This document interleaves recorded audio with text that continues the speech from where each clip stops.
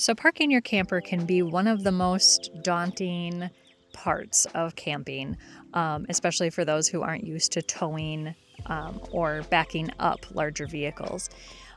It's the part that scares me the most for sure, and it's something I'm still working on.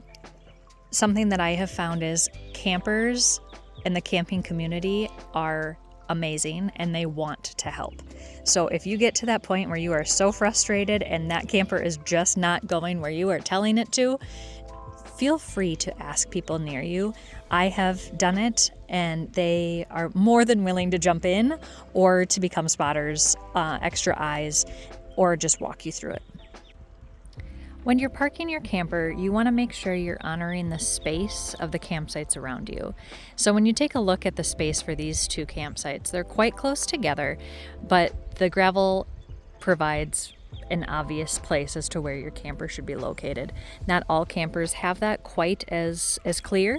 So when you take a look, when you park, make sure that your slide out, awnings, things like that won't be taking up the space of other people's campsites.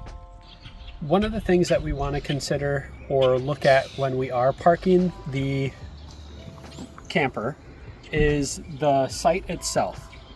One of the things that we want to look at is how level it is, if there's going to be any areas where the stabilizing jacks or the wheels are going to be dipping into a low spot, or if there's an incline on it that might make some difficulty with detaching the truck from the camper or the travel trailer itself, or difficulty leveling it. So we want to make sure that we're trying to find the most level spot that we can to park the camper in, if that means moving it forward or backwards a couple of feet, or moving it to one side of the parking area or the other.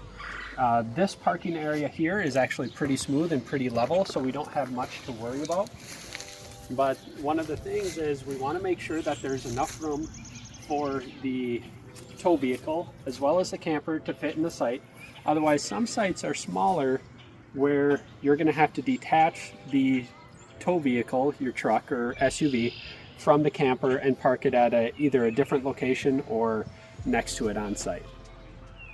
Another important item to consider when parking is your distance from your hookups. So here we're quite close, very easily going to be able to reach our hoses and our electrical hookups to the setup.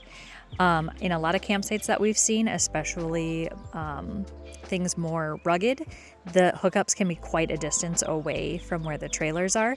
So just being mindful of what your hookups look like and how long they are, and making sure that you are close enough to get those to reach. There's nothing more frustrating than getting all set up and realizing you got to start over.